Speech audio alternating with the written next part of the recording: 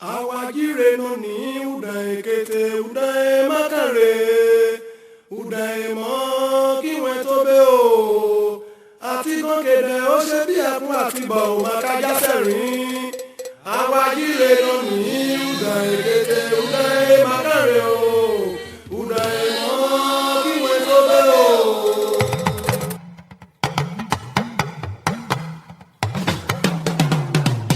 Ọjọ́ ìbí ṣe pàtàkì ó ṣe kókó.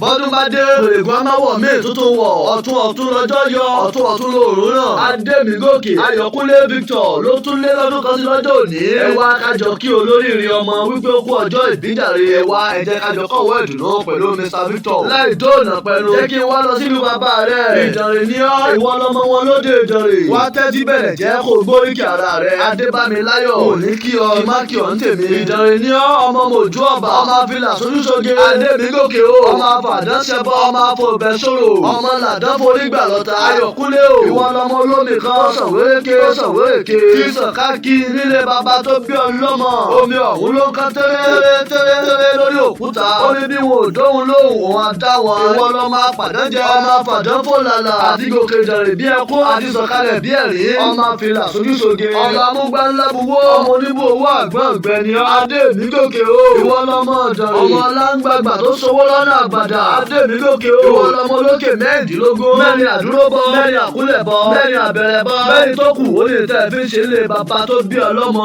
Ó jẹ́ ń dá ọmọ ní àbẹ̀ ó bá lọ́dún tó ń bọ̀ kájọ yayọ̀ ọjọ́ ìbí lórí ìgbà ìlú. Lọ́lá láwùrà bí òní táwọn náà lórúkọ Olúwa òní tàràkà kó o tó jẹ òní tí òní tẹ́ kó o máa ní sí lórúkọ Olúwa. Nítorí kíni nítorí pé níní lórí kó o máa ní àwọlé alára ẹ̀dá lórí kó o là á wo gèjèrò. Ọdọọdún ni láṣọ lógúnlógún ọdọọdún ni òkó so lọ́gbọ̀nlọ́gbọ̀n ọdọọdún ewé abíyáyá so tiẹ̀ láàdọ́ta kiri ó máa lé sí i fún ọ. Lórúkọ Olúwa iṣẹ́ rẹ ò ní dìbàjẹ́ àdídé àti mo ò ní ìnira fún ọ. O ò ní ṣẹ̀ṣẹ̀ gbé lọ́lá Èdùmàrè. Ilé lójú owó ni kójú yóò máa rí lọ́jọ́ gbogbo. Ikú kì í pàtà lójú náà ò ní kú ní kékeré. A kì í fókun ẹyẹ lórí ìtẹ́ lórúkọ Olúwa ò ní ṣàìsàn nígbà kọ̀ọ̀kan. Kí Olúwa kó máa bá ọ gbé lọ́jọ́ gbogbo. Bó bá wá bí mi pé àwọn oníhùn máa kí ọ. Ọ̀rẹ́ rẹ olólùfẹ́ rẹ ọmọ rẹ tó ti lé ọgbọ́n wá. Distance Olúwamèyí tó sàn ọmọ adéwọ́ orí adé lónìí máa kí ọ lónìí máa fọ eré pé happy birthday ó kú ọjọ́ ìbí òní.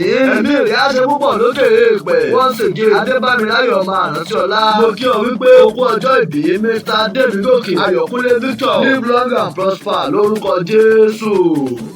Congratulations on your birthday today. Celebrant, we wish you happy birthday.